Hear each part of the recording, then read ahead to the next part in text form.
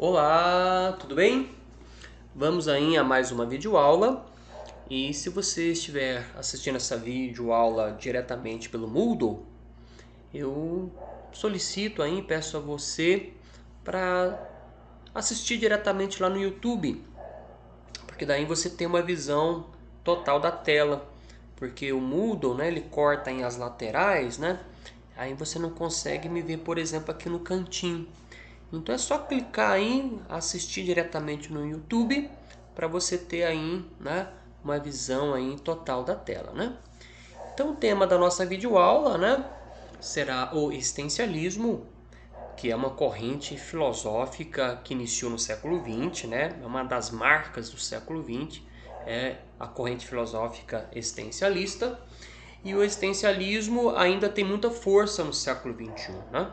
E para falarmos aí do existencialismo, nós iremos analisar a filosofia de Jean-Paul Sartre.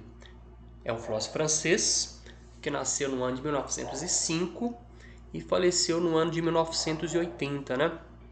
O Sartre aí passou aí, né, ao longo da sua vida por duas grandes guerras, né? A Primeira Guerra Mundial, né, que iniciou ali em 1914 e foi até 1918, né? Então em 1914 aí, né, o Sartre ele tinha aí os seus 9 anos de idade, né? Então quando a guerra termina em 1918, ele estava com 13 anos, né? E já a Segunda Guerra Mundial, que inicia em 1939, né? O Sartre já tinha lá os seus 34 anos, né? Guerra que termina em 1945, portanto ele estava aí com 40 anos, né? No termo da Segunda Guerra Mundial, né? E a França, né? Um país invadido, né? Os alemães nazistas invadiram a França, né? Então o Sartre ele viveu, né, os horrores dessa guerra. Ele foi inclusive para as trincheiras da guerra, né? E nas trincheiras da guerra ele até escreveu um diário chamado Diário de uma Guerra Estranha, né? O Sartre ele fazia parte da resistência francesa, né? Porque havia os chamados colaboracionistas, né, franceses que foram ali colaborar, né, se aliar aos nazistas, né? Então havia os colaboracionistas franceses e o Sartre estava do outro lado, porque ele estava ali no lado da resistência francesa, lutando contra a ocupação da França, lutando contra os nazistas, né? E o Sartre ele é um filósofo da liberdade, né? E consequentemente ele fez valer as suas concepções filosóficas na sua luta, na sua resistência ali contra os nazistas, e era uma luta pela liberdade, porque o Sartre é um filósofo da liberdade, né? O Sartre inclusive esteve no Brasil, né? E tem até um livro que eu vou mostrar para vocês aqui, né? Sartre no Brasil, a Conferência de Araraquara, porque o Sartre esteve aqui numa cidade muito próxima de Ribeirão Preto, né? Que é Araraquara, né? Ele ministrou lá uma conferência, essa conferência foi publicada, né? A Conferência de Araraquara. O Sartre escreveu vários livros, né? Ele escreveu vários livros. O Ser o Nada é a principal obra do Sartre, né? Um outro livro importante do Sartre é Crítica da Razão Dialética, né? E há um texto do Sartre muito importante, porque ele sintetiza, né, a filosofia existencialista, né? O nome do livro, né, do texto é O Existencialismo é um Humanismo, né? Uma síntese, né, do pensamento sartriano, é uma síntese da filosofia existencialista. Então é uma excelente dica para você compreender o existencialismo de Jean-Paul Sartre, né? A nossa aula será sobretudo baseada nesse texto, O Existencialismo é um Humanismo aí do Jean-Paul Sartre, né? Então, para nós entendermos aí o existencialismo, né, porque o existencialismo é uma filosofia da existência, e aí nós temos essa frase aí, né? A existência precede a essência, né? Esta frase é de um filósofo alemão chamado Heidegger, né? A existência precede a essência. E o Sartre incorporou essa frase em sua filosofia, né? Então essa frase, a existência precede a essência, define, né? Expressa, sintetiza, né, o que é o existencialismo sartriano e o próprio existencialismo, né? Lembrar que há duas correntes, né, no existencialismo, né? Há uma corrente que é o chamado existencialismo cristão e existe o existencialismo ateu, né? Então, o Jean-Paul Sartre ele faz parte ainda do existencialismo ateu, né? Então vamos entender essa frase. Se a gente conseguir entender essa frase aí, a gente já tem uma boa compreensão do existencialismo. Então diz aí, né? A existência precede a essência. Eis a frase fundamental do existencialismo, né? Para melhor compreender o significado dela, é preciso rever o que quer dizer essência, né? Então o que é uma essência, né? A essência é uma ideia, né? A essência é uma forma, a essência é uma definição, né? Então a essência é a definição de algo, né? Então a essência, né, é o que faz com que uma coisa seja o que é e não outra coisa. Por exemplo, a essência de uma mesa é o ser mesmo da mesa. Aquilo que faz com que ela seja mesa e não cadeira, né? Então, no caso da mesa, né, nós temos que pensar que houve ali um ser humano que teve a ideia, que concebeu, que pensou esse objeto e o fabricou, né? E o definiu, estabeleceu as características que nos permite, né, dizer que isso é uma mesa e não uma cadeira, da mesma forma que uma cadeira foi fabricada e antes de existir, né, houve ali a criação da essência. Então, para deixar bem claro, nas coisas, né, por exemplo, eu tenho aqui esse celular, né, esse celular é uma coisa, né. Então, nas coisas, como essa caneta, né, as coisas, nas coisas a essência precede a existência. Por que nas coisas a essência precede a existência? Porque existe um ser humano, né, no caso dessa caneta, que pensou, que criou, né, mentalmente esse objeto e o fabricou, deu existência a ele, né? Então esse celular, ele existiu primeiramente na mente, na consciência de uma pessoa enquanto essência, enquanto ideia, né? E esse objeto então foi fabricado. Agora, como o Sartre é um filósofo ateu, ele vai dizer o seguinte: não existe, né, um ser que criou e fabricou seres humanos, né, estabelecendo primeiro a sua essência e dando existência a ele, né? Então, no caso dos humanos, como não há um Deus criador, né, então nós, humanos, nós primeiramente existimos, né, e nos descobrimos, e a partir das nossas escolhas nós nos definimos, né? Então, o que define um ser humano, né? Não é nada prévio, não existe algo que nos define previamente, né? Então, primeiro a gente tem que existir, primeiro a gente tem que estar no mundo, né? Uma vez estando no mundo, e nós chegamos neste mundo por meio do nascimento, uma vez chegando a este mundo por meio do nascimento, né, nós aos poucos nos descobrimos, né, nós começamos a fazer as nossas escolhas, escolhas que são transformadas em ação, escolhas que são transformadas em ato, né? Então o que é um ser humano, né? O ser humano é o conjunto dos seus atos, né? É a somatória dos seus atos, nada mais do que a sua vida, né? Então tente imaginar, né, um ser humano que morre jovem, no caso da Marília Mendonça, né? Ela morreu de forma trágica aos 26 anos, né? A Marília Mendonça, ela se definiu, né? Ou seja, a existência precede a essência. E o que nos define, né? O que nos define não são as nossas escolhas? Em que momento paramos de fazer escolhas? Em que momento paramos de agir? Com a morte, né? Então a morte, ela nos define, né? Então hoje você tem uma definição da Marília Mendonça, uma grande cantora, uma grande compositora, uma grande artista, ela está definida. E não há como ela mudar essa definição, né? Então você tem as ideias, né, que hoje a define, né? E a Marília Mendonça, ela fez as suas escolhas, ela agiu, né, e se definiu a partir das suas escolhas, né? E agora pós-morte, né, não há mais como um ser humano mudar a definição que ele alcançou, né? Então por isso que a existência precede a essência no caso dos seres humanos, né? Nós primeiramente existimos e só depois nos definimos. Agora, no caso deste livro, né? Este livro é uma coisa. Então, no caso desse livro, a essência precede a existência, porque este livro existiu primeiramente na mente do Sartre, enquanto ideias.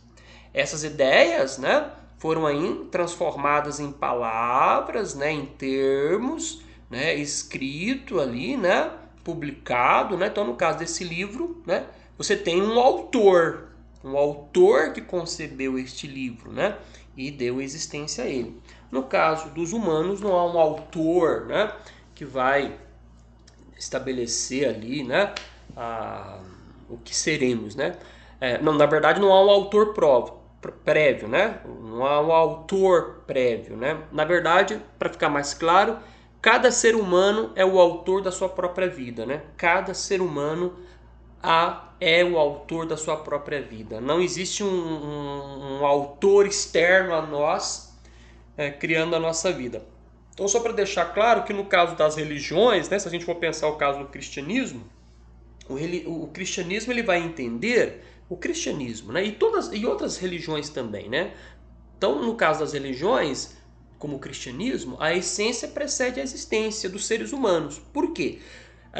Porque na visão cristã você tem um Deus, né, que definiu previamente o que são os seres humanos, a ideia de destino, né? A ideia de destino. Então, previamente, cada ato humano já foi escrito no livro da vida, e na visão cristã, o autor do livro da vida é Deus, né? Então, há no cristianismo essa ideia de destino, né? As pessoas já nascem com destino traçado, né? A chamada predestinação, predestino, né? Então as pessoas elas já têm na visão cristã essa concepção de predestinação, predestino, elas já nascem com um destino traçado. Então essa visão religiosa compreende que nos seres humanos e nas coisas, como este livro, né? Como essa caneta, né? A essência precede a existência, porque no caso dessa caneta, o autor é um ser humano. Então, no caso da caneta, a essência precede uma existência. Lembrando que essa caneta é uma fabricação humana, né? Uma coisa fabricada pelos humanos, né? Já no caso religioso cristão, o ser humano também tem a sua essência precedendo a sua existência. Aí, no caso dos seres humanos, o autor, né, dos seres humanos é Deus. Então, na visão cristã, as coisas e os humanos, a essência precede a existência. Na religião islâmica também tem essa compreensão, né? No islamismo tem uma expressão, né, muito usada no islamismo, que é maktub, né? O que significa maktub? Está escrito, né?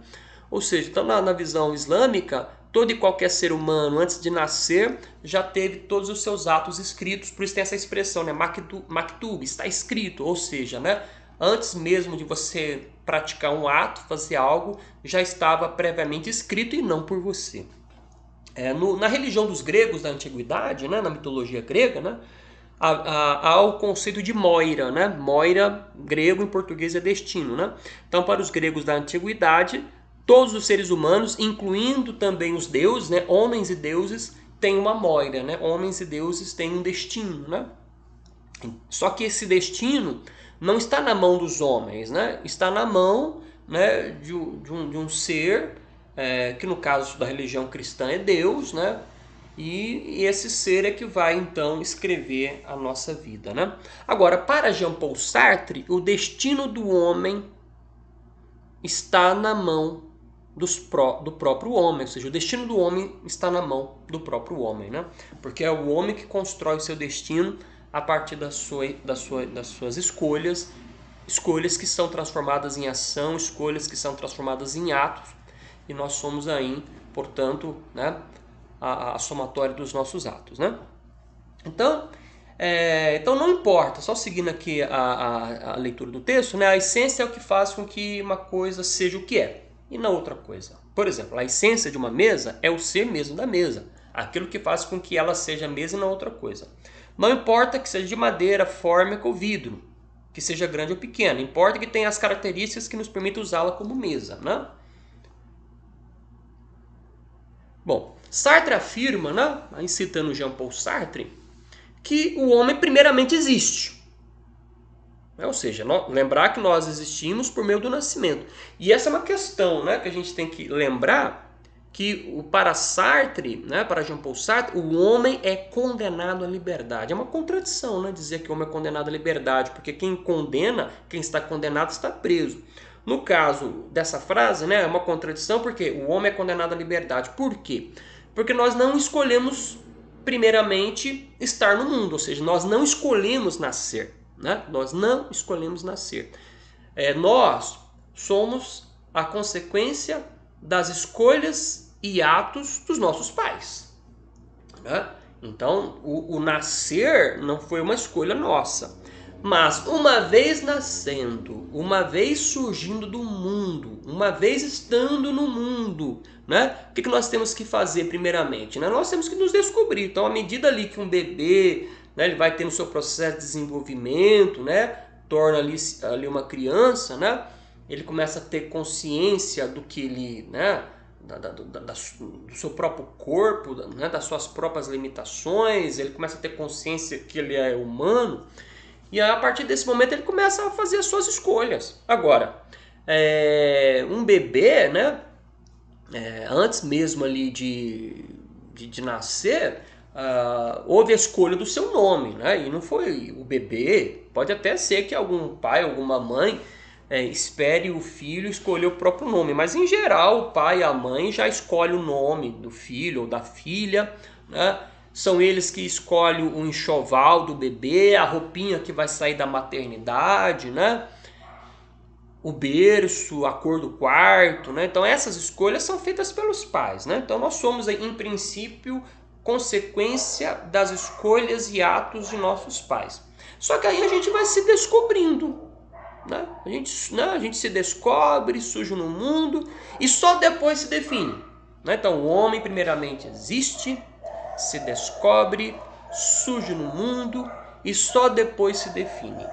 O homem, tal como concebe o existencialista, se não é definível, é porque primeiramente não é nada. Então, quando a gente surge no mundo, o que nós somos? Nada, né? O que nós somos? Nada. Só depois será alguma coisa, e tal como a si próprio se fizer, né? Assim, não há natureza humana. Guarda, esse aqui é um ponto importante. Não existe natureza humana. Porque na visão cristã, na visão religiosa e de outras religiões, existe uma coisa chamada natureza humana. O que é a natureza humana? É a essência humana, né? Há filósofos como Thomas Hobbes, né? o Rousseau, o John Locke, há vários filósofos que trabalham com essa ideia de natureza humana, né? Ora, o que é natureza humana? É aquilo que é imutável, aquilo que não muda, né? Ou seja, a natureza humana é a essência humana, aquilo que foi criado por Deus. Porque na visão religiosa, né, aquilo que Deus cria é natural e aquilo que os seres humanos criam é artificial. Então, quando se fala em natureza humana, pressupõe um Deus criador, né, que criou a essência humana, né, e definiu, né, e portanto essa essência é imutável, né? Faça o que o homem fizer, ele não vai mudar a sua natureza, né? Faça o que o homem fizer, ele não muda a sua natureza. Então o Sartre não concorda com isso. Então para Jean-Paul Sartre não existe natureza humana, mas para o Thomas Hobbes, que é um filósofo inglês, para o Rousseau, que é um filósofo suíço, né? Esses filósofos trabalham com a ideia de natureza humana e outros filósofos também, né, vão trabalhar com a ideia de natureza humana. Mas o Sartre não. Então, já que Sartre não usa, não aceita essa expressão, esse conceito de natureza humana, o Sartre tem um conceito que é condição humana. Condição humana é algo totalmente diferente de natureza humana. Então, a nossa condição, quem cria, somos nós próprios. Quer dizer, então é o próprio homem que cria a sua condição, né? Então é o homem, é o ser humano em suas escolhas e seus atos que estabelece a sua condição, né? Então, se para Thomas Hobbes, que é um filósofo inglês, existe natureza humana, para Sartre ele não concorda com isso, e o que há, segundo Jean-Paul Sartre, é a condição humana, né? Então, assim diz o Sartre, não há natureza humana, visto que não há Deus para conceber, ou seja, porque o Sartre é um filósofo ateu, né? Ele não acredita na existência de Deus, portanto não existe natureza humana, porque quem é que criou a natureza humana, né? Não existe, né? Então o homem não apenas como ele se concebe, né? Mas como ele quer que seja, como ele se concebe depois da existência, como ele se deseja após este impulso, né, para a existência. Então nós nascemos, o nosso nascimento é esse impulso para a existência. Ok, você surgiu no mundo. Surgiu no mundo. E não existe porque tem um filme muito interessante chamado Soul, tá no Disney+, né? é um filme que trabalha com a ideia de que a essência precede a existência, né? Então no filme lá da Disney tem lá as alminhas, né? Então antes de surgir, antes de nascerem, antes de existirem no mundo, né? Você tem lá as alminhas, né? E lá nesse lugar que nós podemos aqui chamar de céu, existe, por exemplo, a escola da vida. Quer dizer, antes mesmo de nascer, as alminhas passam por um processo de aprendizado, as alminhas têm uma característica própria, têm uma personalidade, já tem o seu caráter formado antes mesmo de nascer. Então, esse filme Soul, da Disney, né, trabalha com essa concepção de que a essência precede a existência. Né? O Sartre não concorda com isso. Né? Então, esse filme Soul, ele tem essa visão religiosa, né, de que a essência precede a existência. Então, no caso do Jean-Paul Sartre, a existência precede a essência. Né? Então, olha só, então nós temos esse impulso para a existência que é o nosso nascimento. Só que antes de nascer a gente não passou por nenhuma escola da vida, né? A gente não passou por nenhum processo de formação antes de nascer. A gente vai se formando na vida, na labuta, na caminhada, né? Pelo nosso trabalho, pela nossa existência, pelas nossas ações. É na vida que a gente vai se formando, né? Não previamente, não existe formatura prévia da nossa existência, né? A gente vai se formando ao longo da nossa caminhada, né? Então o homem não é mais que o que ele faz. Agora tem uma frase do Sartre que é muito interessante, que o Sartre vai dizer o seguinte: não importa o que fazem de nós, né? Não importa o que fazem de mim. O que importa é o que eu faço do que fizeram de mim. Então não importa o que a vida faz de mim, não importa o que os outros fazem de mim. Né? O que importa é o que eu faço. Porque o Sartre, volta a dizer, ele é um filósofo da liberdade. E a liberdade é o antônimo, é o contrário, é o oposto de determinismo. O Sartre, ele é contra o determinismo. E há várias formas de determinismo. Né? Existe o determinismo biológico. Né? O que é o determinismo biológico? Nasceu homem, tem que ser homem. Nasceu mulher, tem que ser mulher. Isso é o determinismo biológico. Né? Então lá tem o DNA que já te define, então você vai ter que ser assim, porque o seu DNA diz que você tem que ser assim. Né? Então, esse é o determinismo biológico. O Sartre não concorda com isso. Né? Inclusive o Sartre tem uma grande companheira, uma grande filósofa, eles não se casaram, né? Mas viviam juntos, né? Então eles eram parceiros na vida e também parceiros na intelectualidade, né? Que é a Simone de Beauvoir, uma gigantesca filósofa, E a Simone de Beauvoir, grande parceira do Sartre, né? Tem uma frase que é assim, ó: nasce-se macho, nasce-se fêmea, torna-se homem, torna-se mulher. Ou seja, nós nos tornamos homens, nós nos tornamos mulheres a partir das nossas escolhas, né? Por isso que hoje nós temos a chamada questão de gênero, né? A orientação sexual. Então, não é, digamos assim, o seu sexo biológico que vai determinar que você vai ter que seguir aquilo porque tem uma natureza humana que diz que você tem que ser assim. Não existe isso, né? Então é por isso que a gente fala orientação sexual. Você escolhe, né? Você se descobre no mundo e faz as suas escolhas, né? Né? Enfim, e você vai ser o resultado das suas escolhas e dos seus atos, né? Então, portanto, nós nos tornamos homens, né? Agora, não existe uma escola prévia antes de nascermos, né? Não existia uma escola antes de nascermos para dizer, olha, os papéis dos homens são assim, os papéis das mulheres são assim, então siga esses papéis quando você nascer. Não existe isso. Então, é na sua caminhada que você vai escolhendo os papéis que você quer atuar, né?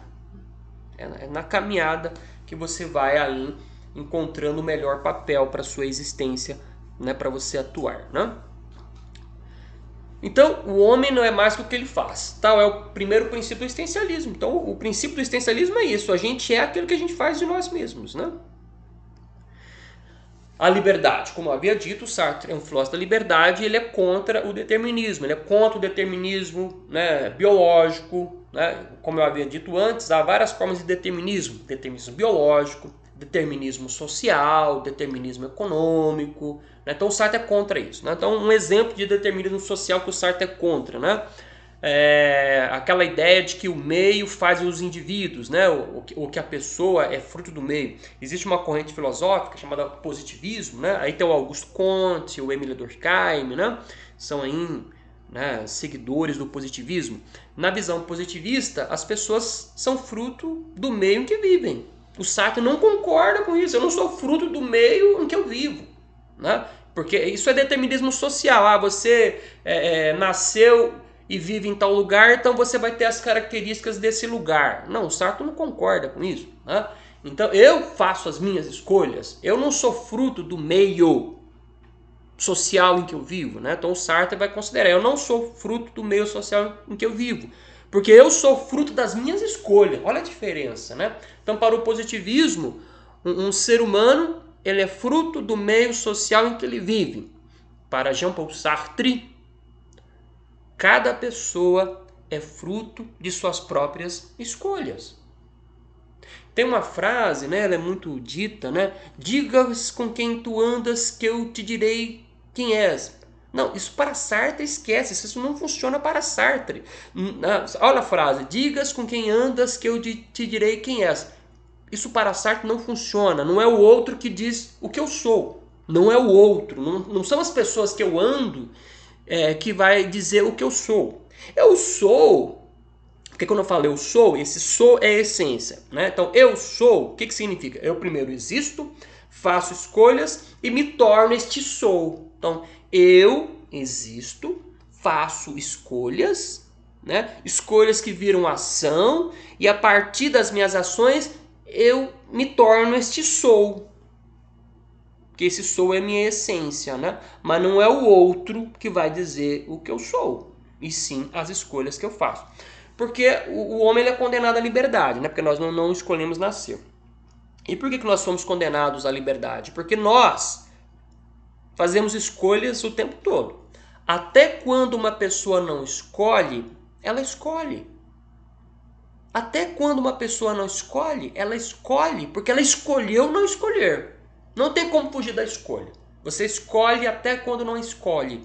Porque qual foi a sua escolha? Você escolheu não escolher. Então não tem como fugir das escolhas. Por isso que os seres humanos são condenados à liberdade. E isso vai gerar angústia. Então essa escolha, essa liberdade gera angústia. A palavra angústia, né, vem do grego agon. Traduzindo agon para o nosso português, né? Agon é conflito. Agon é luta. Agon é guerra, né? A angústia, agonia, né? E a angústia, ela surge em nossa consciência. A angústia, ela está na consciência, né? Então, a angústia está na nossa consciência. Então, o que é a angústia? São os nossos conflitos internos, né? São as nossas lutas internas. São lutas que travamos em nossa consciência. A angústia não está na ação, a angústia não está no ato. A angústia está na consciência, está na escolha, né? Então, olha só, qual é a diferença entre o homem e as coisas? É que só o homem é livre. Este livro não é livre. Este celular não é livre. Ele não faz escolhas. Quem faz escolhas são os seres humanos. O homem nada mais é do que o seu projeto, né? Então a palavra, esse conceito projeto em Sartre é importante, né? Então a palavra está até aqui com hífen separando, é projeto, né? Então o que é projeto? Projetar, né? Lançar-se à frente, né? Então etimologicamente o que significa? Ser lançado adiante. O Sartre tem um livro autobiográfico chamado As Palavras, né? E é interessante que o Sartre, na sua autobiografia, ele começa ali a narrar a sua existência antes mesmo dele nascer, né? E é interessante ali porque ele vai contar a história do pai, a história do avô, né? A história da mãe, né? E o Sartre não conviveu com o pai, né?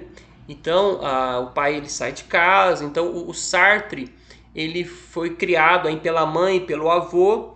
E na casa ali do Sartre, está na autobiografia dele, o Sartre é uma criança que dividia o quarto com a mãe, né? O Sartre era uma criança que dividia o quarto com a mãe. E o avô dele, ou seja, o pai da mãe dele, ele era muito rígido, o avô, né? O avô era muito rígido. E então o avô controlava o horário que a mãe saía, o horário que a mãe voltava.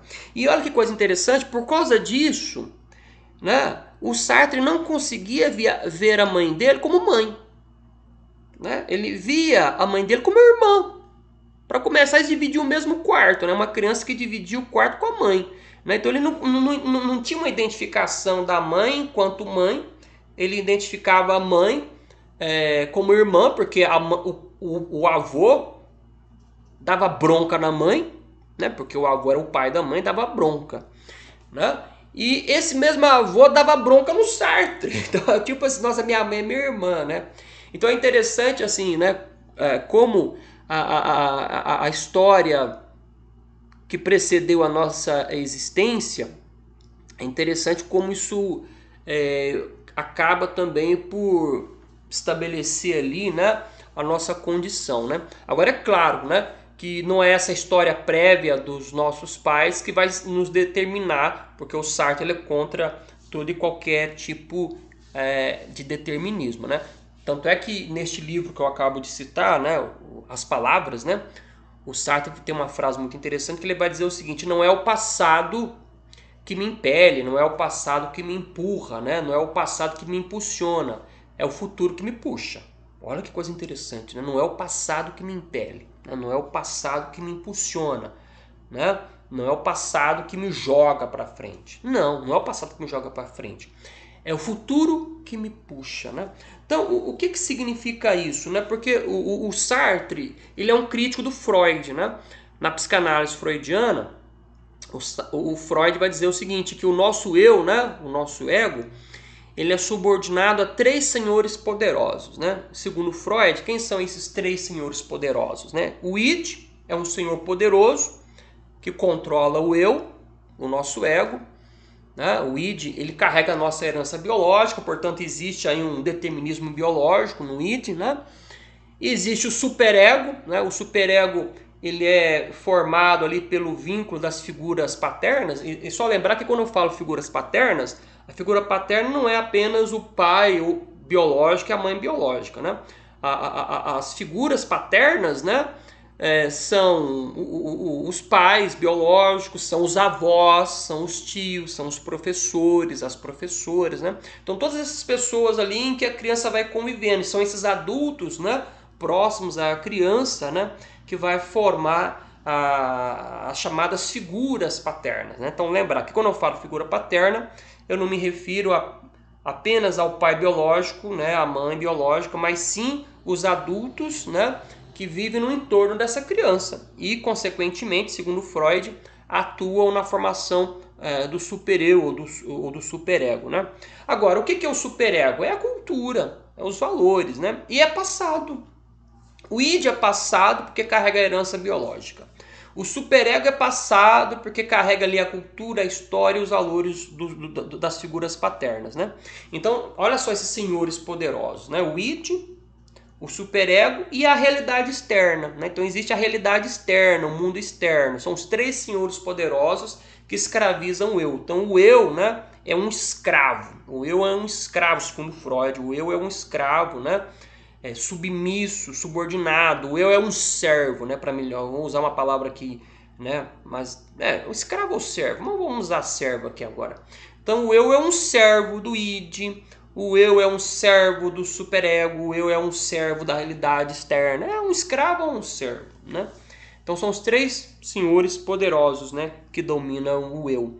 E tudo é passado, né? Tudo é passado. E o Sartre não concorda com isso. Então não é esses senhores poderosos que dominam o meu eu. Não são esses senhores poderosos. Não é o id, não é esse superego, não é a realidade externa que domina o meu eu, né? Ou seja, porque eu sou consciência, eu sou liberdade, eu sou o senhor de mim mesmo, né? E eu me faço a partir das minhas escolhas, né? Eu me faço a partir das minhas escolhas, né? E aí surgem dois conceitos que são importantes em Sartre, que é o conceito de autenticidade e de inautenticidade. Ou você se torna autêntico. O que é se tornar autêntico? É tornar-se aquilo que você quer ser a partir das suas escolhas, né? Então, a partir das suas escolhas, você se faz e se torna autêntico. Agora, o que é tornar-se inautêntico? Inautêntico é quando você se subordina à escolha do outro. É quando você aceita que o outro determine você e molde você, condicione você. Porque para Sartre, a nossa consciência é incondicionada. Eu, por exemplo, aqui estou com o ar-condicionado ligado. Olha só, ar-condicionado. O que é condicionado? Eu tenho aqui um controle remoto, né? E esse controle remoto eu controlo a temperatura. Ó, aqui agora está 24, agora eu quero que fique 25. Pronto, ó. Controlei, eu controlo o ar-condicionado. Então o ar aqui dentro ele foi condicionado à minha vontade, né? Agora, para Sartre, a nossa consciência é incondicionada. O que significa dizer que a nossa consciência é incondicionada? Não tem um controle remoto, né, que você vai lá moldando como a temperatura da consciência vai ser. Não, a nossa consciência é incondicionada. Agora, se a minha consciência é incondicionada e a minha consciência determina a minha ação torna-se uma ação livre. Sendo a minha consciência incondicionada, se ela determina os meus atos se tornam atos livres, né? Agora, se eu aceito que o mundo externo, o outro, determine os meus atos, as minhas escolhas, então eu me torno uma pessoa inautêntica. E daqui a pouco a gente vai analisar um conceito do Sartre, que é o conceito de má-fé, né? Daqui a pouco a gente vai analisar melhor o que é má-fé. Mas a má-fé é o comportamento das pessoas inautênticas. Não é má-fé no sentido religioso, né? Porque o Sartre é um filósofo ateu. Então má-fé em Sartre não tem um sentido religioso. Então o que é uma pessoa de má-fé? É uma pessoa inautêntica, né? É uma pessoa inautêntica, que aceitou ser moldada pelos outros. Agora está na moda os chamados influenciadores digitais. Então uma pessoa que aceita ser moldada, condicionada por influenciador digital é uma pessoa inautêntica. A pessoa que tinge o cabelo de azul, vermelho, porque ela viu na novela, ouviu um cantor... e ela está se moldando, portanto, pelo mundo externo, então é uma pessoa inautêntica. Agora, se ela tinge o cabelo de azul, porque é uma escolha dela, ela quer ter o cabelo azul, isso é uma coisa. Agora, se ela está tingindo porque ela quer ficar parecida com um fã, não, ela quer ficar parecido com o ídolo dela, né? Ela quer ficar parecido com o ídolo dela e com todos os fãs que tingem o cabelo de azul, aí então é uma pessoa inautêntica.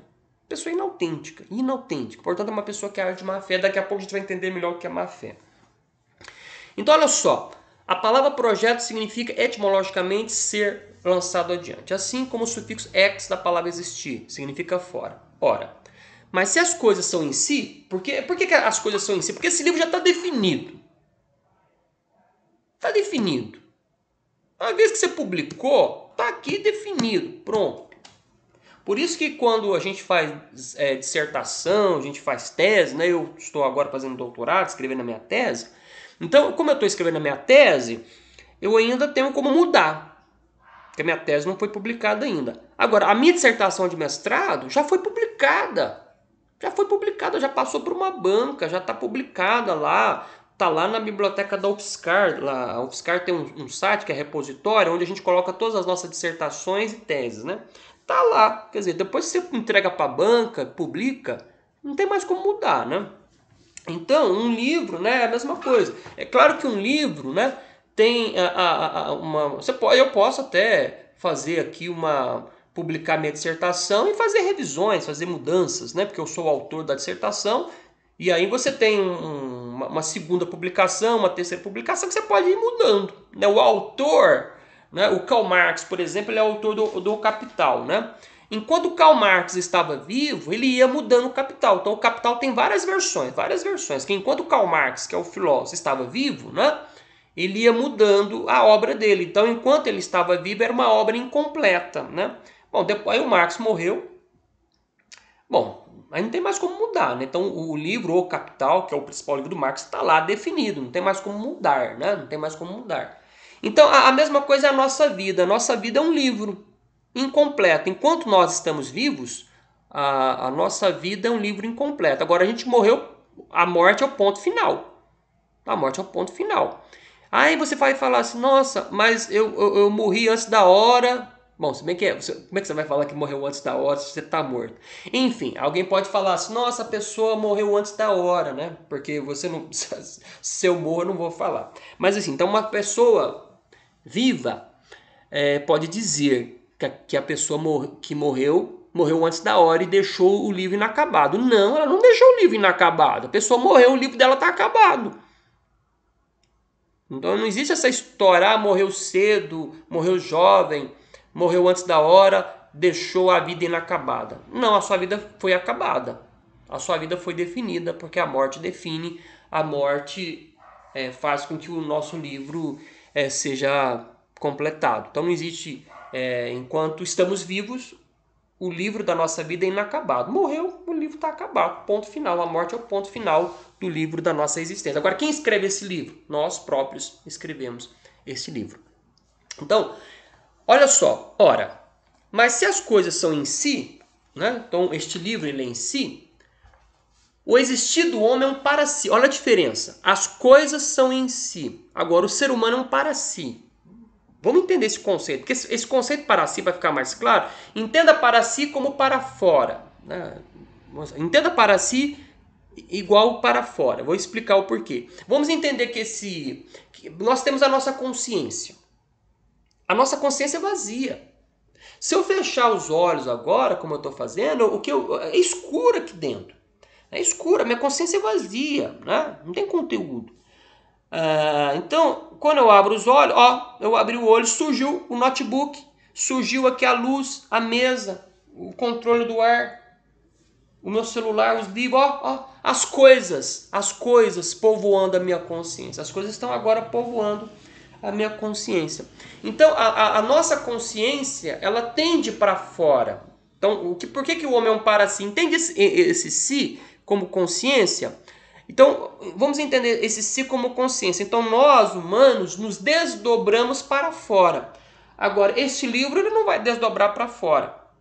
Agora, o humano, na sua consciência, ele se desdobra para fora. Ele se desdobra para fora, né? Lembrar, então, que nós somos os arquitetos, os autores da nossa própria vida. E à medida que a gente constrói a nossa vida, à medida que eu escrevo um livro, uma dissertação, uma tese, eu estou me desdobrando para fora.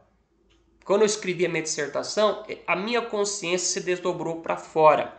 Estou agora escrevendo uma tese, a minha consciência está se desdobrando para fora. Então, a escolha está na minha consciência. Quando a minha escolha vira ato, é a minha consciência que se desdobra para fora, virando ato, virando ação. E a minha ação constrói pontes, constrói ruas, constrói cidades, constrói países, né? As ações dos humanos, elas são ações construtoras, né? Então, são as consciências que se desdobram para fora, construindo obra. Por isso que o Sartre vai dizer, né, que as obras humanas eternizam o ser humano, né? Então, porque a existência humana é finita. Né? Nós tivemos agora recentemente finado, você chega lá no túmulo, né, de uma pessoa lá no cemitério, tem a data de nascimento e a data de morte. Tem a estrelinha e a cruz. Então, a existência humana é finita. Nós estamos entre dois pontos, né? O primeiro ponto ali da nossa existência é o nosso nascimento. E aí você tem o ponto final, que é a morte. Você tem um ponto inicial, que é o nascimento, e o ponto final, que é a morte. O ser humano é um ser finito. Nós estamos dentro dessa finitude. O ser humano não é infinito. Nós não somos infinitos. Nós somos seres finitos. Nós temos finitude. Eu serei aí, o conjunto dos meus atos, né? O conjunto dos meus atos aí que eu vou me fazendo aí, né? Pois bem, então por que eu sou um ser para si? Porque eu vou me desdobrando. E à medida que eu me desdobro, eu me construo. Agora, sendo eu finito, o que me eterniza? O que eterniza um ser humano? As suas obras. Marília Mendonça, né, que morreu de forma trágica, com 26 anos. Ela tem lá a data de nascimento e a data da morte. Nesse intervalo, houve as suas escolhas, houve os atos dela. O que a eternizou? A sua obra, enquanto cantora, enquanto compositora. A música dela pode ser ouvida hoje pode ser ouvida a qualquer momento em que você acessar alguma plataforma de música, né? Então ela se eterniza por meio das obras, né? Ok? É claro que essa eternidade depende da memória, né? Porque à medida que os seres humanos caem em esquecimento, a sua existência desaparece também, né? A sua existência desaparece, né? Então, e olha que coisa interessante, a nossa existência precede a essência. Aí a gente morre, a gente não tem mais existência, né? A existência precede a essência. Você morre e não tem mais existência. O que fica é a essência. O que fica é a essência. Agora, onde é que essa essência fica? Na memória das pessoas. Agora, à medida que as pessoas que têm a essência de alguém que morreu na memória morrem, né? Aos poucos a pessoa vai perdendo a sua eternidade, né? Aos poucos as pessoas vão perdendo a sua eternidade. Então, é mais ou menos assim, ó. Tente imaginar agora em alguém do seu convívio que já morreu. Tente imaginar alguém do seu convívio que já morreu. Então essa pessoa ela teve uma data de nascimento, uma data de morte. Mas surgiu aí na sua mente a ideia dela, a essência dela, surgiu. Mas a partir do momento que todos os parentes e amigos dessa pessoa morrerem, aí também desaparece a essência. Então, primeiramente, na nossa morte, desaparece a nossa existência. E fica a essência na memória dos vivos. Mas a partir do momento que esses vivos morrem, quem vai lembrar? Quem vai lembrar? No caso do Sartre, ele morreu em 1980. O Sartre não deixou filhos, a companheira dele, a Simone de Beauvoir, já morreu. Mas por que a gente está falando do Sartre agora, né? Porque ele deixou obras, né? Deixou livros, né? Deixou uma filosofia. Então nós nos eternizamos por meio das nossas obras. Mas será que daqui a 1000 anos, 2000 anos, alguém vai ler algum livro do Sartre? Nós temos filósofos como Platão, né, que já morreu há mais de 2400 anos. E hoje você vai em qualquer livraria, né, vai lá, você vai encontrar um livro do Platão. Ou você vai dar um Google aí que você vai baixar gratuitamente um livro do Platão aí no seu computador. Né? E o Platão já morreu há mais de 2400 anos. Né? Enfim. Então, as pirâmides do Egito, né, estão lá há 5000 anos, né? Enfim, então a gente vai se eternizando, né? Digamos assim, que a gente supera a nossa finitude por meio das nossas obras, né? Então a gente vai além da nossa finitude por meio das nossas obras. Então, é por isso que fazer obras é importante, né? E a sua obra pode ser, às vezes, apenas você mesmo.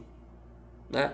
Ou às vezes a sua obra está em constituir uma família, ou está em fazer alguma coisa. Né? E o que você faz pode te levar para além da sua finitude. Né? Ou não. Né? Então o homem, sendo consciência, é um ser para si, né? Porque a consciência ela é autorreflexiva, né? Porque na consciência a gente tem esse processo de lançar-se para fora, ir para dentro, ir para fora. Isso é autorreflexiva, né? É como espelho, né? Você para na frente do espelho, aparece lá o seu reflexo, né? No espelho. A nossa consciência tem esse processo, né? Então, por meio da nossa consciência, ela é autorreflexiva, porque tem esse processo de voltar-se para si e voltar-se para fora. Porque pensa sobre si mesmo. Então, o homem sendo consciente é um ser para si, porque a consciência é autorreflexiva, porque pensa sobre si mesmo. Então, né? Porque está fora de si. Né? Então, veja aí a noção de intencionalidade. Olha, esse conceito é importante no Sartre, né? Porque o Sartre ele faz parte da fenomenologia. A fenomenologia é uma corrente filosófica. E um dos conceitos fundamentais da fenomenologia é o conceito de intencionalidade. Então, o que significa isso? Que a nossa consciência ela tende para fora, ela tende para as coisas, ela tende para a exterioridade. Então, não existe segundas intenções, né? Porque toda ação nossa é primeira intenção. Toda e qualquer ação que um ser humano pratica, ela é intencional. Toda e qualquer ação é intencional. Então, se alguém falar, foi com segundas intenções, não. Toda ação é intencional. Toda ação é intencional e sempre há uma primeira intenção em tudo que fazemos, Porque a nossa consciência ela tem esse processo de desdobrar-se para fora. Então o que é intencionalidade? É esse processo em que a nossa consciência se desdobra para fora de nós. Ela se desdobra para o mundo, né? Então isso é intencionalidade. Mas o que ocorre ao homem quando se percebe um para si? Ou seja, um ser de consciência que se desdobra para si e para fora. Aberto à possibilidade de construir ele própria sua existência. E condenado a ser livre, né? Ou seja, lembrar que nós somos condenados a sermos livres porque escolhemos até quando não escolhemos. Porque escolhemos não escolher. Então ele experimenta a angústia da escolha.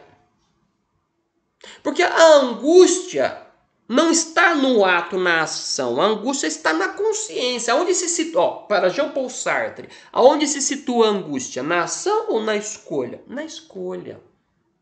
E aonde é que se dá a escolha? Na consciência. Então, onde se situa a angústia? Na consciência. A angústia se situa na consciência. Então, vamos imaginar a jovem Ana. Ana, aqui é um nome ficcional, né? Ana, que está apaixonada por João. Mas a Ana também tem uma queda, ela tem ali um certo interesse pelo Luiz, né? A Joana apaixonada, a Ana, né? A jovem Ana apaixonada ali, né? Pelo João, mas em dúvida, João ou Luiz? Olha a angústia. João ou Luiz? João ou Luiz? Bom, aí o que Ana pensa? O que a jovem Ana pensa? O Luiz é uma pessoa leve, ele me faz sorrir. Ele me faz sorrir. O João é muito sério. O João é muito sério, mas o Luiz, olha, o Luiz me faz rir. Eu vou escolher o Luiz. Ana escolhe Luiz. Começa a namorar com Luiz, se casa com Luiz. E Luiz ele se mostra na vida privada o que ele é. E começa então a agredir Ana, violência doméstica, né? Violência doméstica, né? E aquele namoro que virou casamento virou um tormento, né? Virou sofrimento, virou inferno, né? Virou um inferno. Inclusive o Sartre, ele tem uma peça de teatro, porque o Sartre ele era dramaturgo, né? Ele escreveu várias peças de teatro. Uma das famosas peças de teatro do Sartre é Entre Quatro Paredes, né? Entre Quatro Paredes. E nessa peça tem uma frase famosíssima, né? Que é uma frase dita por Garçom. Garçom é uma pessoa inautêntica. Garçom é um personagem inautêntico, um personagem que age de má fé, né? E como o Garçom ele age de má fé nessa peça Entre Quatro Paredes, né? O Garçom ele fala assim que um inferno são os outros, diz o Garçom. Um inferno são os outros, né? E por que o Garçom fala que o inferno são os outros? Porque o outro que faz da minha vida um inferno, né? Mas por que o Garçom ele é inautêntico? Porque não é o outro que fez da vida dele um inferno. Foram as escolhas de Garçom que o levou ao inferno. Então não é o outro que faz da minha vida um inferno. Foram as minhas escolhas que me levaram ao inferno. Então as escolhas de Ana a levaram ao inferno. Não foi a escolha de Luiz que a levou ao inferno. Foi a escolha de Ana. A Ana fez uma escolha. E ela tem agora o poder de escolher, de sair do inferno. Agora ela tem o poder da escolha. Ela tem o poder da escolha. De não estar mais nesse inferno. Ela escolheu entrar no inferno. E Ana decide escolher sair do inferno. Ela decide. Ela escolhe. Não quero mais Luiz. Vou me separar. Ela quer sair daquele ambiente de violência. Ana faz a escolha. E ela sai do inferno. Só que Luiz não aceita a separação e mata Ana. Feminicídio, né? Que tem crescido muito no Brasil o feminicídio, né? Agora, quando Ana, lá no passado, não escolheu João e escolheu Luiz, o que a Ana, o que a jovem Ana queria? ser feliz. Ana escolheu ser feliz. A jovem Ana escolheu ser feliz. Ela não escolheu ser assassinada. Ela não escolheu ser assassinada. Ela escolheu ser feliz. E é por isso que o Jean Paul Sartre vai dizer que os nossos atos fogem ao nosso controle. Né? Os nossos atos fogem ao nosso controle. Porque enquanto é escolha, está na consciência, eu tenho um certo controle ali, né? É claro, mas aí é angústia, tem um conflito, né? Seres humanos são péssimos para fazerem escolhas, né? Seres humanos são péssimos em fazer escolhas. Enfim, mas nós escolhemos, né? Fazemos as nossas escolhas. E as nossas escolhas viram ação. O que é ação? Ato. E vai dizer o Jean Paul Sartre, os nossos atos fogem ao nosso controle, porque não foi da escolha de Ana a violência doméstica. Não foi da escolha da Ana a violência. Não foi da escolha dela a violência. Mas os nossos atos fogem ao nosso controle. Entendeu? Para a gente entender melhor o que significa os atos saírem do nosso controle, os nomes que eu estou utilizando aqui são nomes ficcionais, né? Porque o Sartre é um filósofo do cotidiano. Porque o existencialismo é uma filosofia do cotidiano. O existencialismo é uma filosofia da vida cotidiana. E para entendermos o existencialismo, a gente tem que lidar com questões do cotidiano, né? Com fatos do cotidiano. Então eu vou criar aqui uma história ficcional, que é a história do Felipe. E o Felipe, ele sai do campo, sertãozinho, e para ir para sua casa, ele sempre pega o caminho da esquerda, ele vira a rua da esquerda para ir para a casa dele, né? Sempre, todos os dias. Todos os dias. Quando havia aula presenciais, né? Ele sempre saía do campus, pegava o caminho da esquerda em direção à sua casa. E um dia o Felipe sai do campus, né? Lembrar que isso é uma história ficcional. O Felipe sai do campus e quando ele vai virar à esquerda, ele vê Luísa, amiga lá do ensino fundamental que ele era apaixonado. Aí o Felipe pensa, nossa, olha a Luísa. E a Luísa está indo na direção oposta, está indo pelo caminho da direita. Aí o que o Felipe pensa? Nossa, eu vou mudar aqui o meu caminho para cruzar com a Luísa. E vou convidá-la para ir lá no Cremoso tomar sorvete. Então eu vou mudar de caminho, vou mudar de rota. Ou seja, olha a escolha do Luiz, né? Ele escolhe não seguir pelo caminho habitual, ele escolhe ir para a direita para cruzar. Então ele acelera o passo para cruzar com a Luísa, e ele está ali tão focado na Luísa que vai atravessar a rua correndo e vem um carro, o atropela e o mata. E mata Felipe. Os nossos atos fogem ao nosso controle. Porque não foi escolha do Felipe ser atropelado. Mas ele não prestou atenção quando foi atravessar a rua e veio o carro e o atropelou. Então os nossos atos fogem ao nosso controle, né? E o Sartre tem uma frase, no livro dele, Autobiografia, aí você vai dizer, vou falar a frase, aí você vai dizer assim, óbvio, né? Você vai dizer óbvio, né? Mas aí a gente vai perceber que a frase não é óbvia. Mas eu vou dizer a frase, diz o Sartre, né, no seu livro autobiográfico, as palavras: 1 hora antes de morrer, estamos vivos. Aí você vai dizer, óbvio. E eu respondo, não é óbvio, porque você não sabe. 1 hora antes de morrer, estamos vivos, só que a gente não sabe que vai morrer 1 hora depois. A gente não sabe. A Marília Mendonça, 1 hora antes de morrer, ela não sabia. Ela não sabia. Estava lá tirando fotos, conversando com os fãs, publicando no Instagram, planejando o show que teria à noite, os próximos shows, pensando no filho, encontrar o filho, encontrar a mãe, pensando na turnê. Olha a quantidade de projetos dela, do piloto, do copiloto, do produtor, né, do tio e das pessoas que estavam no avião. Todas as pessoas que estavam ali dentro tinham projetos. E quando eu faço projeto, eu não faço projeto para o próximo segundo. Vou fazer um projeto para daqui a um segundo. Não, a gente faz projeto para daqui 1 hora, 2 horas. A gente faz projeto para amanhã.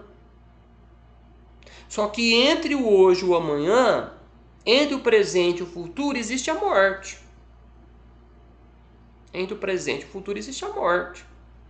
Só que a gente não sabe, a gente não vê a morte, né, no meio do caminho. Já pensaram? Vamos imaginar a situação que eu vou aqui colocar. Já pensou se fosse possível, ao fazermos escolhas, surgir um painel assim, tipo uma projeção, sabe? Tipo um holograma, tipo uma tela de cinema, vai surgindo e a gente vai vendo a consequência de nossas escolhas. Então você olha só, se eu escolher A, olha a consequência. Não, então eu não vou escolher A. C, se eu escolher C, a consequência. Não, Y, jamais eu vou escolher Y. Olha o que vai acontecer se eu escolher Y. X, não, olha o que vai acontecer. O L, o L é uma boa escolha. A opção L é uma boa escolha. Não, mas olha o M. O M, melhor ainda. O U, é uma boa escolha. O U. Olha o U, comparando com todas as escolhas, U é a melhor escolha. Não tem morte aqui, só tem felicidade. Olha a fortuna, vou ficar milionário. Eu vou escolher U. Já pensou se existisse essa ferramenta, essa tecnologia? Já pensou se nós tivéssemos um dispositivo eletrônico que calculasse a consequência de todas as nossas ações e nos desse certeza e não probabilidades? Porque probabilidade é algo incerto, né? Mas nos desse certeza e não probabilidades. Não existe essa ferramenta. Não existe esse dispositivo. Ainda não. Pode ser que, sei lá, quem sabe algum dia o ser humano consiga desenvolver essa tecnologia. Mas não existe. Portanto, o nosso futuro é incerto, as nossas escolhas geram consequências incertas, né? Eu vou até dar um exemplo aqui prático, real, que aconteceu, já não é ficção. Eu morava em Uberlândia e eu estava indo para o campus da universidade que eu estudava. Eu estava descendo uma avenida e essa avenida cruzava uma outra avenida, que é a Avenida João Naves de Ávila, e ela cruza com uma avenida chamada Rondon Pacheco. São duas avenidas importantes lá na cidade de Uberlândia, e elas se cruzam. E eu estava descendo a Avenida João Naves de Ávila e vejo um acidente gravíssimo, né? Havia duas viaturas do Corpo de Bombeiro, né? Um carro menor, né? Uma ambulância do Corpo de Bombeiros, e logo atrás aqueles caminhões de água, né? Grande, do Corpo de Bombeiros. E o primeiro carro, a ambulância do bombeiro, passou, mas logo em seguida o caminhão de água do Corpo de Bombeiro, no cruzamento, ele bate, né, no Fiat Uno, que tinha lá umas 3 pessoas. E olha, tente imaginar um caminhão do Corpo de Bombeiro carregado de água em alta velocidade, né? Enfim, amassou, esmagou o Fiatzinho Uno, né? E eu não sei se os ocupantes morreram, mas assim, a gravidade da batida provavelmente é provável que eles foram a óbito, é provável que morreram, né? Enfim, e eu descendo a avenida, vendo toda aquela cena, várias pessoas pararam para ver o que estava acontecendo. Eu parei também, observei e segui em frente, porque era uma cena muito trágica, né? Mas depois eu vi nos jornais, eu fiquei sabendo pelos jornais que era um trote. Alguém ligou para o Corpo de Bombeiros e fez um trote, né? Lembrar que trote é crime, né?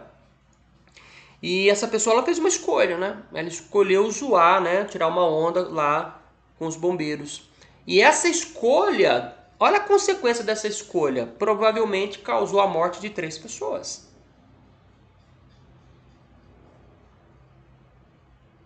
Essas mortes são responsabilidades da pessoa que ligou para o Corpo de Bombeiro, né? E deu esse trote. Quer dizer, lembrar que os nossos atos fogem ao nosso controle. Talvez esse jovem ou essa criança que ligou para fazer um trote, ele não pensou nas consequências, mas nós temos que pensar nas consequências. Por que nós temos que pensar nas consequências? Porque se os nossos atos fogem ao nosso controle, a gente tem que ter pelo menos um parâmetro do que uma escolha minha pode gerar. Né? Então, e essas escolhas é que vai gerar em nós a angústia, né? Então, olha só, né? Ele experimenta a angústia da escolha, porque nós somos condenados à liberdade. Né? E aí diz o Sartre, né? O Sartre vai nos colocar, os valores não são dados ao homem. Os valores não são dados ao homem. A gente está estudando ética e ética envolve valores. Só que os valores não são prévios. Nós criamos valores. Somos nós, humanos, que criamos valores. Né? Então os valores não são dados ao homem, mas cabe a ele criá-los. É o próprio Sartre que lembra a frase de Dostoiévski, que é um escritor russo. O Dostoiévski tem um livro famoso que é Os Irmãos Karamazov. E essa frase do Dostoiévski, né, o Sartre cita essa frase do Dostoiévski, né, diz a frase, né, se Deus não existe, então tudo é permitido. Por quê? Olha essa frase, vamos entender essa frase. Né? Se Deus não existe, então tudo é permitido. Ou seja, não há um autor prévio escrevendo a vida de cada pessoa. Se não existe um autor, Deus, escrevendo o livro da vida de cada pessoa, então por que tudo é permitido? Porque cabe a cada pessoa inventar a sua vida. Cabe a cada pessoa inventar a sua vida. Mas então, se tudo é permitido, olha as consequências, os homicídios, as tragédias, a violência, o trote que leva à morte, pessoas inocentes, né? Então, por isso que nós temos que criar os nossos valores, né? E nós temos que criar valores, né, que estabeleçam o bem para todos, né? O que eu escolho de bom para mim tem que ser bom para o outro. E o trote é o mal. Eu não posso escolher o mal. Se o homem é livre, é consequentemente responsável por tudo aquilo que ele escolhe e faz. Eu não posso falar que foi Deus ou o diabo.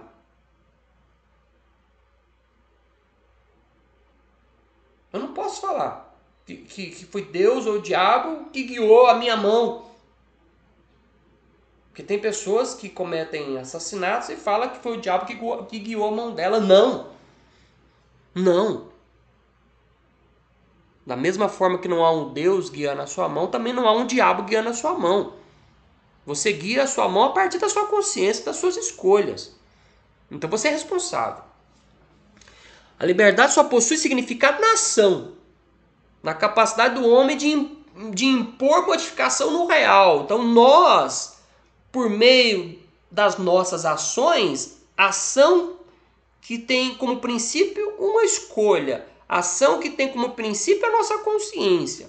Então a minha consciência determina a minha ação e a minha ação modifica o real. Eu modifico a realidade. A minha ação pode destruir o mundo, ou a minha ação pode construir um mundo melhor.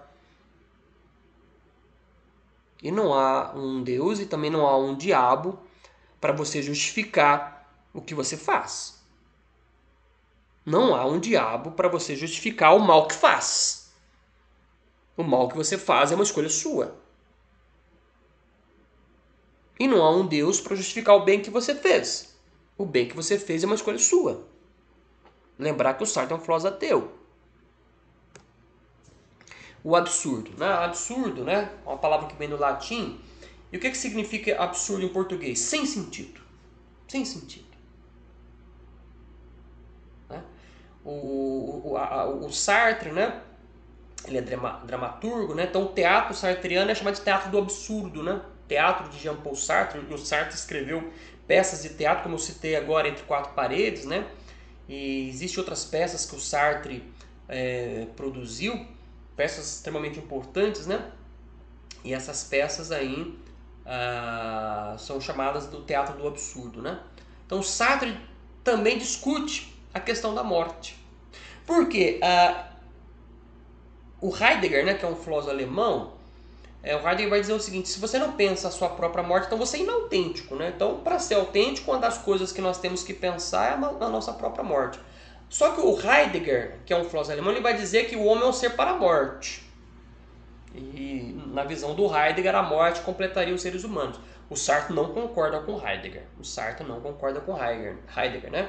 Então por isso que está aí, ó. Diferentemente de Heidegger, que concebe a morte como aquilo que confere significado à vida, Sartre acha que ela retira qualquer sentido. Por isso que a morte é um absurdo, né? Porque absurdo é algo sem sentido.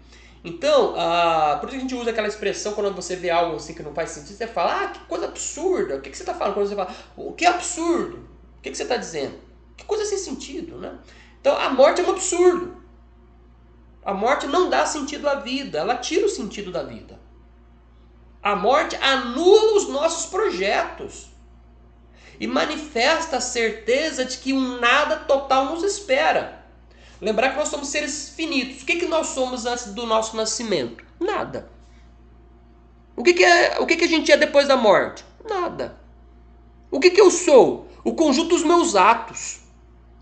Entre o nascer e o morrer, existem os nossos atos. Eu sou a somatória dos meus atos, nada mais do que a minha vida. E eu só supero a minha finitude pelas obras que eu deixo, pelos significados que eu deixo, pelas imagens que os outros têm de mim. E olha que coisa interessante, né? Porque, olha que coisa interessante. Eu, Mauro, consigo me ver por dentro, porque a nossa consciência é autorreflexiva. Então eu consigo me ver por dentro. Mas eu só consigo me ver de fora, porque agora eu estou aqui, né, olhando para a câmera aqui do notebook, eu vejo a minha mão.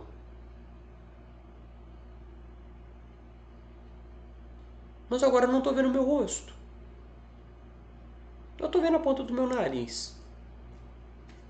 Mas não estou vendo as minhas orelhas. Então, olha a nossa perspectiva de olhar, né? Então eu consigo me ver de dentro. Agora, existem os olhares das outras pessoas. As outras pessoas me veem. As outras pessoas têm uma perspectiva. Eu, Mauro, não vejo as outras pessoas por dentro. Mas as outras pessoas me veem de fora. Então, olha que coisa interessante. O olhar do outro é um olhar de fora. O meu olhar é um olhar de dentro, porque eu consigo me olhar para dentro, autorreflexivo. Né? E aí tem uma música do Legião Urbana, né? Que o Renato Russo ele canta o seguinte. Olha essa frase do Renato Russo. Tudo que eu mais queria era provar para todo mundo que eu não precisava provar nada para ninguém, né? Vou repetir, né? Tudo que eu mais queria era provar para todo mundo que eu não precisava provar nada para ninguém. Mas olha só, a gente está o tempo todo querendo provar para o outro que a imagem que o outro faz de nós é uma imagem errada, equivocada, distorcida. A gente fica tentando provar para o outro, olha, a ideia que você faz de mim é uma ideia equivocada. Presta atenção. A ideia que o outro faz de você não é uma ideia equivocada. É uma outra perspectiva de você. Porque o outro não consegue ver você por dentro. Aí você fica tentando provar para o outro que a ideia que ele tem de você é errada. Não, não é errada, não é falsa. É porque o outro olha para você de um outro ângulo. Ele olha de fora. É uma outra perspectiva. Esta outra perspectiva você não alcança. Você não tem acesso à perspectiva do outro. Mas o outro também não tem a sua perspectiva. Só que essas perspectivas é que estabelecem a minha essência.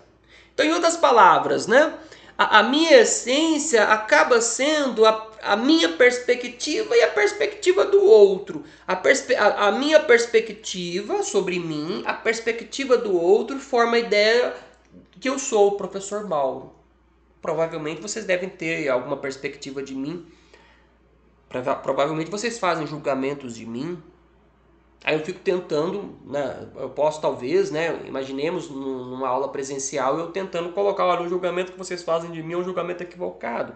Não, não é um julgamento equivocado, é que vocês estão me julgando por uma perspectiva que eu não tenho acesso. A questão é que quando a gente morre, só fica a perspectiva do outro. A gente morre e fica a perspectiva do outro. Porque a minha perspectiva, a não ser que eu escreva uma autobiografia apresentando a minha perspectiva, né? É uma saída, né? Você escrever uma autobiografia deixando registrada a sua perspectiva. Só que aí o outro vai interpretar o que você escreveu. E o outro vai interpretar de forma equivocada. Não, eu falei errado. Ele não vai interpretar de forma equivocada. Ele vai interpretar com outra perspectiva, que não é a perspectiva que você queria, né? Então o outro, ele interpreta, não, ele não vai interpretar de forma equivocada. Ele vai apresentar uma outra perspectiva. Imaginemos que exista um céu, né? E você lá do céu fica olhando para a pessoa, lendo a sua autobiografia, interpretando, e você lá do céu dizendo, você está interpretando a minha autobiografia errada. Não é isso que eu quis dizer. Não é isso que eu quis dizer. E olha só, não é isso que eu quis dizer, né? Então quando a gente fala, o outro interpreta, e nem sempre o outro interpreta como nós queremos ser interpretado. E a gente fica nessa luta, né? Por isso que tem essa frase aí do Renato Russo, né? Tudo que eu mais queria era provar para todo mundo que eu não precisava provar nada para ninguém, né? Mas a gente fica o tempo todo tentando provar alguma coisa para o outro, né? Agora, lembrar então que a morte anula os nossos projetos, fica só a perspectiva do outro e manifesta a certeza de que um nada total nos espera. Por isso, Sartre conclui pelo absurdo da morte. Ou seja, a morte é um absurdo, a morte tira todo o sentido da nossa vida, né? E, voltando a dizer, que os nossos projetos ficam inacabados. Porque a gente faz projeto para depois da morte, né? Os nossos projetos podem até ficar inacabados, mas a nossa vida acaba. Se os projetos ficam inacabados, a nossa vida acaba, se define, pronto, vai ficar a imagem que o outro fez de você. Vai ficar, mesmo que você tenha deixado uma excelente autobiografia e com índice de interpretação, que você pode até escrever a sua autobiografia e aí você pode escrever um outro livro, como ler a minha autobiografia. Aí você pode até escrever um outro livro, como interpretar corretamente a minha autobiografia. Quer dizer, então você pode escrever a sua autobiografia, você pode escrever um índice de como ler a sua autobiografia, um outro livro de como interpretar a sua autobiografia. Você ainda pode até deixar um vídeo, um documentário, com você falando como a sua vida tem que ser interpretada. E mesmo assim o outro vai interpretar, porque o outro é uma outra perspectiva. E aí vamos agora discutir o conceito de má fé. Esse conceito aqui não é no sentido religioso, não. Não é má fé no sentido religioso, até porque o Sartre é um filósofo ateu. O que é a má fé? A gente vai entender agora que a má fé é o comportamento da pessoa inautêntica. É o comportamento da pessoa inautêntica. Então, o Sartre tem o livro dele, O Ser e o Nada, em que ele vai apresentar esse conceito de má fé. E o Sartre ele escrevia, por exemplo, lá na França tem os chamados cafés, né? Os cafés em Paris equivale aos nossos bares aqui, né? Que tem as mesas na rua, na calçada, e as pessoas ficam lá batendo papo, tomando cerveja e tal, né? Então o Sartre ele gostava de ir para esses cafés, ficava lá sentado e ficava observando o garçom, ele ficava observando os casais de namorado no primeiro encontro, né? E ali ele vai então, nessa observação do cotidiano das pessoas num bar, num café, o Sartre vai então apresentando esse conceito de má fé. Então, olha só, o que vai dizer o Sartre? O homem não é um em si. Ou seja, o homem não é uma coisa, quem em si são as coisas. Ele é um para si. Né? O que é esse para si? Que a rigor não é nada. Ou seja, então esse para si é a minha consciência. Entenda esse para si como para fora, né? Porque a minha consciência ela tem que se desdobrar para fora. A consciência não tem conteúdo e, portanto, não é coisa alguma. Esse vazio é a liberdade fundamental do para si. Então esse vazio da nossa consciência é a liberdade, porque o Sartre vai dizer que a nossa consciência é incondicionada, a nossa consciência é livre. Movendo-se através das possibilidades. Né? Então você está ali, percebe que a nossa consciência vai se movendo pelas possibilidades, que poderá criar-lhe um conteúdo. Eis que o homem, ao experimentar essa liberdade, ao sentir-se como um vazio, experimenta a angústia da escolha. Né? Então essa angústia, né, se dá ali nessa escolha. Muitas pessoas não suportam essa angústia. Muitas pessoas não suportam essa angústia. Fogem dela e tornam-se pessoas de má fé. Ou seja, tornam-se pessoas inautênticas. Né? Então eu vou dar um exemplo aqui que o próprio Sartre dá. Que é um exemplo de um casal no primeiro encontro. Eu vou aqui adaptar a história aqui. Né? Então vamos imaginar o Antônio que convida a Luísa, porque o Antônio é apaixonado pela Luísa, e a Luísa também está interessada no Antônio.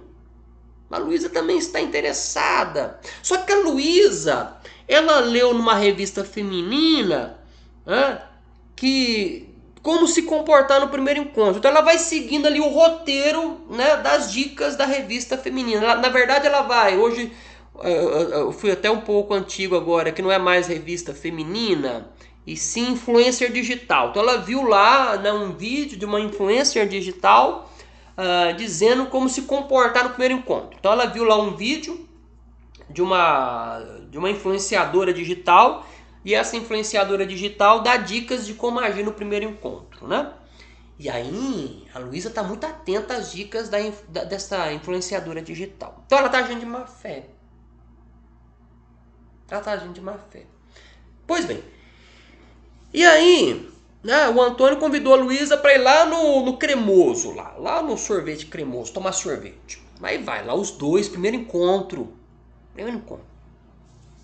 E aí, a Luísa não falou para nenhuma amiga que ia sair com o Antônio, né?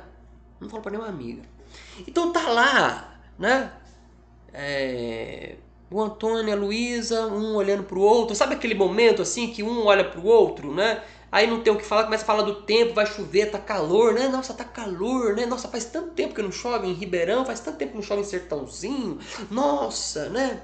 Ainda bem que a gente já tá vacinado, pode estar aqui tomando sorvete, né? As aulas já vão voltar, estão voltando pro presencial. Aí vem, né?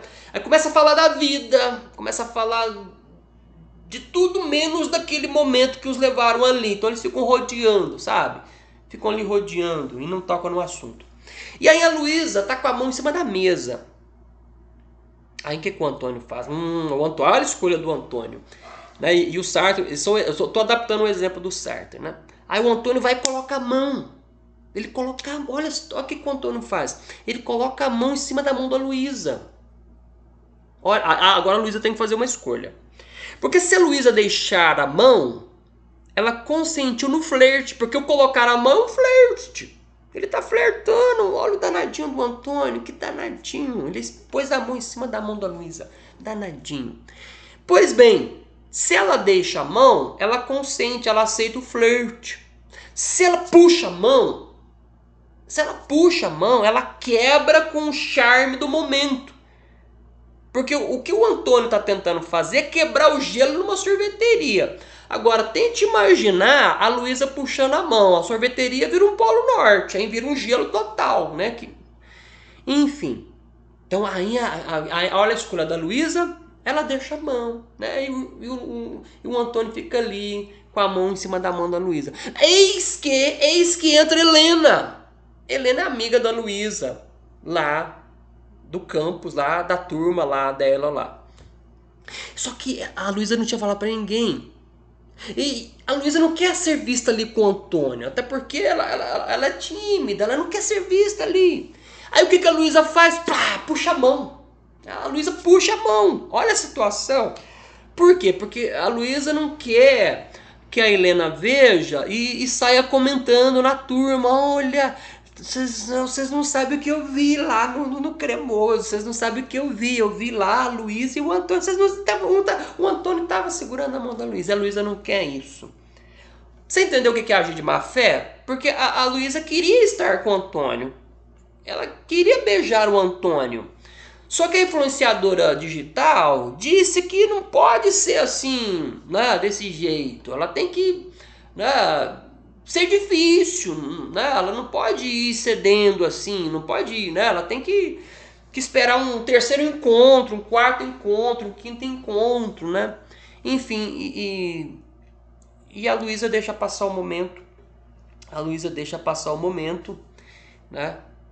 E aí a Luísa chega em casa e ela fica pensando, nossa, eu vou mandar uma vou mandar uma mensagem pro Antônio. Ela pega lá e vai no ar, ela tem um telefone, o WhatsApp do Antônio, escreve uma mensagem, manda pro Antônio. Só que aí ela fica lá esperando o Antônio visualizar a mensagem, né?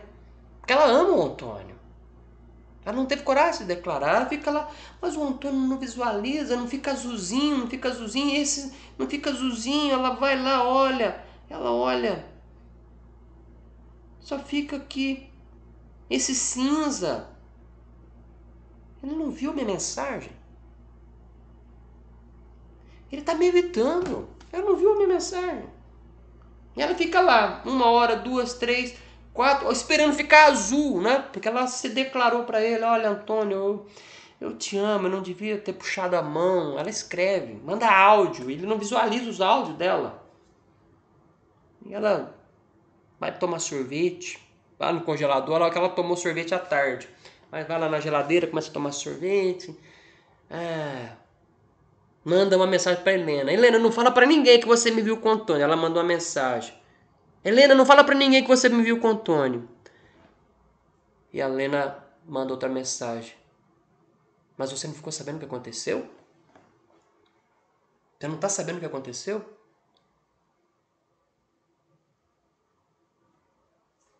Aí a Helena fala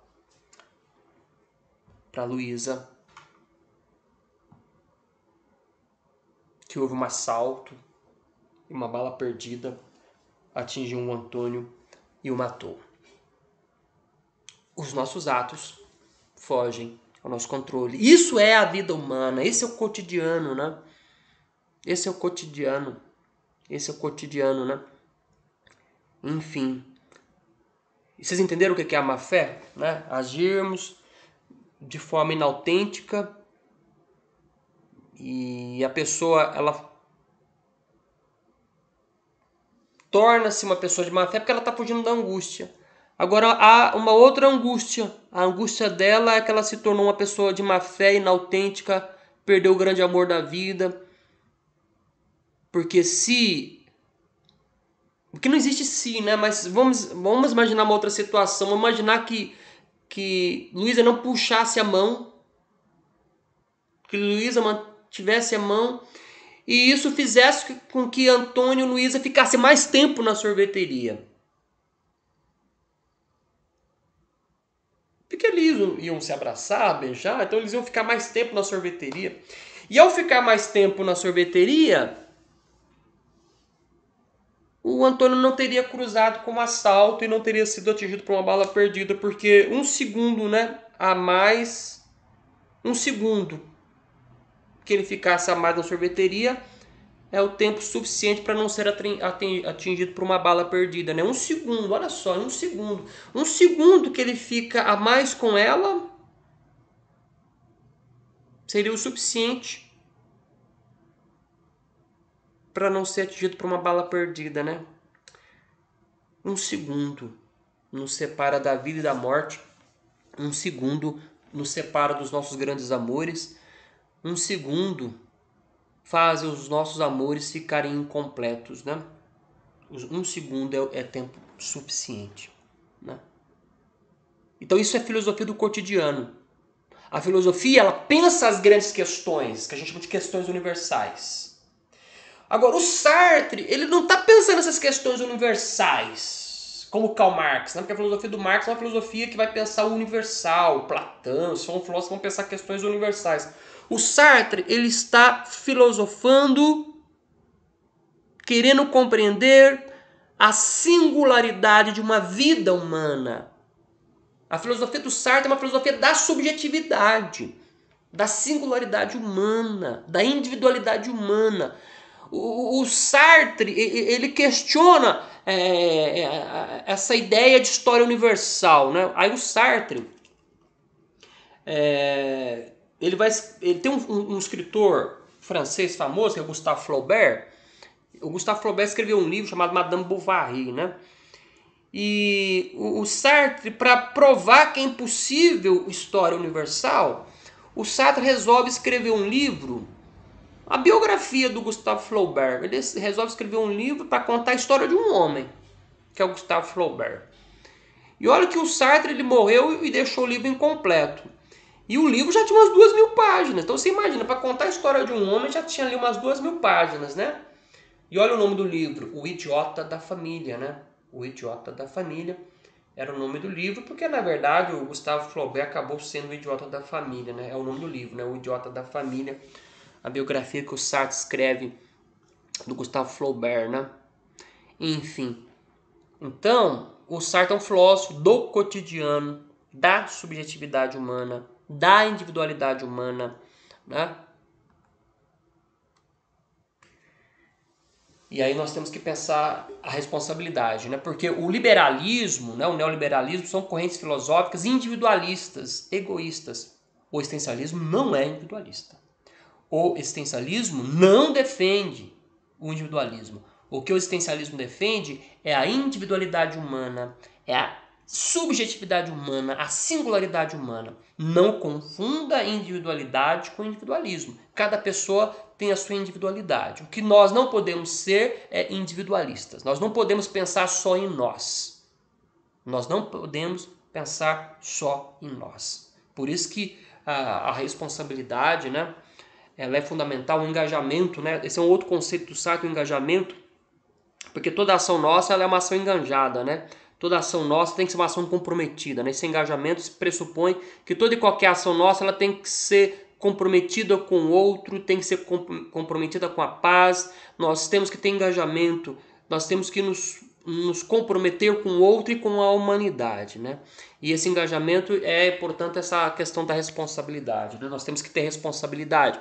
Eu vou aqui estabelecer uma história ficcional para nós entendermos melhor essa questão aqui da responsabilidade, né? Então vamos imaginar uma outra história ficcional, né? Vamos aqui então imaginarmos aqui Helena, a Helena que viu a Luísa na sorveteria.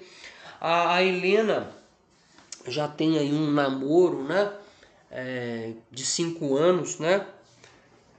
Com o Fernando, né? Então a Helena já está com o Fernando há 5 anos, né? E a Helena tem uns planos lá de ir para a faculdade, se formar, de se casar, ter filhos, né? Com o Fernando, né? Então ela já tem um projeto de vida, né? Tem planos, né? Por isso que todo fim de relacionamento é terrível, porque a pessoa tem planos, né? Você tem projeto, só que o projeto do outro não cruza com o seu.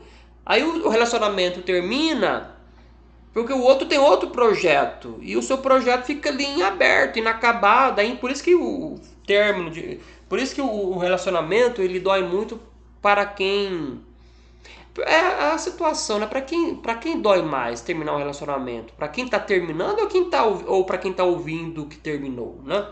Enfim, talvez para quem é mais sofrido, hein? Para quem tem mais conflito, né? Aquele que fala, vamos acabar, vamos dar um tempo, ou para aquele que ouve essas frases, né? Enfim, então a Helena ouve do Fernando. Fernando fala para Helena, olha, não dá mais, né? Você merece uma pessoa melhor, eu não. Olha, Helena, vamos terminar. Eu pensei bastante, já tem um tempo que eu tô querendo lhe falar isso, eu só tava esperando um momento para ter coragem. E Helena desespera. Fernando, você não pode fazer isso comigo, Fernando. A gente está junto há 5 anos, Fernando. Você não pode fazer isso comigo, Fernando. Nós temos plano, a gente fez projeto, Fernando. Você não pode fazer isso comigo, Fernando. E Fernando, mas não dá mais, não dá mais, não dá mais, não dá mais. Eu não te amo mais. É isso, Helena. Eu não te amo mais. Não dá mais. Não dá mais. É isso. Vamos dar um tempo. Acabou. Não dá mais. Eu não te amo mais. E Fernando vai embora. E Fernando vai embora. E Helena perdeu o chão, né? Perdeu o chão, os projetos, ela perdeu o chão. Ela não sabe o que faz. Perdeu o chão. Tem a prova do Enem. Ela perdeu o chão, ela não pensa mais em Enem. Faculdade, ela não pensa mais, filho. Ela perdeu o chão. Ela perdeu o chão. E Helena, então, escolhe tirar a própria vida, né? Ela comete suicídio.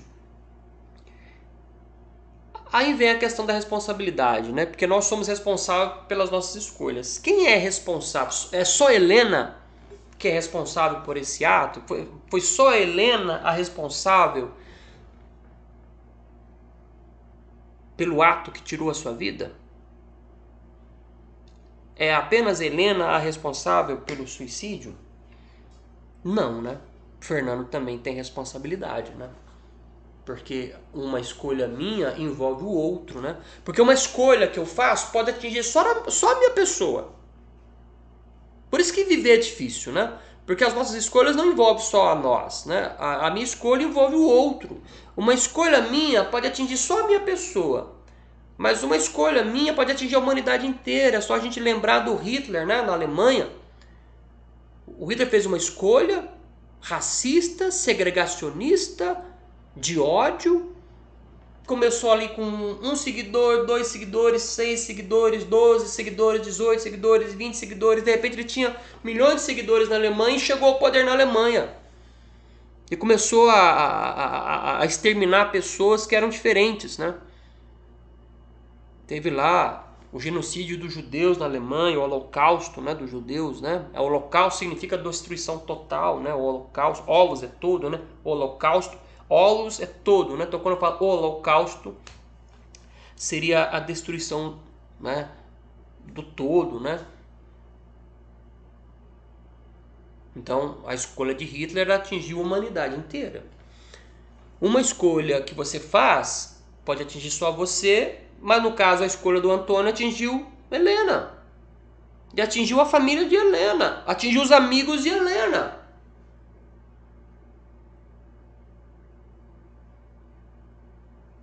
Então eu sou responsável pelo outro. E Fernando é responsável pelo suicídio de Helena, né? O Antônio é responsável pelo suicídio da Helena. Nós somos responsáveis pelo outro, né? Então é isso que o Sartre vai dizer. A gente não pode ser individualista, egoísta, né? Mas se verdadeiramente a existência precede a essência, o homem é responsável por aquilo que é. Cada pessoa é responsável pelos seus atos. Só que um ato meu, os nossos atos fogem ao nosso controle, consequentemente eu sou responsável pelo outro. Assim, o primeiro esforço do existencialismo é o de pôr todo o homem no domínio do que ele é. De lhe atribuir a total responsabilidade da sua existência. É quando dizemos que o homem é responsável por si. Presta atenção, vou até ler de novo. Quando dizemos que o homem é responsável por si próprio, não queremos dizer que o homem é responsável pela sua restrita individualidade, mas que é responsável por todos os homens. Com efeito, não há dos nossos atos um sequer que, ao criar o homem que desejamos ser, não crie ao mesmo tempo uma imagem do homem como julgamos que deve ser. Escolher se isto ou aquilo é afirmar ao mesmo tempo o valor do que escolhemos. Porque nunca podemos escolher o mal. Nunca podemos escolher o mal. O que escolhemos é sempre o bem. E nada pode ser bom para nós sem que seja bom para todos. Se a existência, por outro lado, precede a essência, e se quisermos existir, ao mesmo tempo que construímos a nossa imagem, esta imagem é válida para todos e para toda a nossa época. Assim, a nossa responsabilidade é muito maior do que poderíamos supor, porque ela envolve toda a humanidade. Repito as palavras de Sartre. A nossa responsabilidade é muito maior do que poderíamos supor, porque ela envolve toda a humanidade. Então nós temos que ser responsáveis por todos os nossos atos. Então isso é a filosofia existencialista, né? Então quando eu falo filosofia da existência, eu me refiro a esta filosofia do cotidiano, a filosofia da singularidade humana, da individualidade humana, da subjetividade humana. Então o Sartre é um filósofo que vai pensar, analisar, né, o sofrimento humano, as dores humanas, a angústia humana. As pessoas que agem de má fé, né? E o Sartre ele usa muito termos do cotidiano, né? Então é mais ou menos assim, né? Ninguém nasce canalha. Ninguém nasce canalha. As pessoas se tornam canalhas. Ninguém nasce corajoso. As pessoas se tornam corajosas. Então o que leva uma pessoa a ter uma imagem de canalha? O que leva uma pessoa a ter uma imagem de herói? São as escolhas que essa pessoa faz. Os atos dessa pessoa. Os atos dessa pessoa. Então não há um Deus, não há um diabo para você botar a culpa. O que existe é você para ser responsabilizado pelos seus atos. Então, chegamos aí ao término dessa videoaula. Espero ter contribuído aí, né, para a formação de vocês, para essa reflexão existencialista, né? Então, o existencialismo é uma filosofia que tem muita força ainda nos dias atuais, né? Nós temos que pensar as nossas escolhas, os nossos atos, o nosso cotidiano e o que nós estamos fazendo da nossa vida, porque já nos disse Sartre, não importa o que fazem de mim, o que importa é o que eu faço do que fizeram de mim. Um grande abraço e tchau, tchau.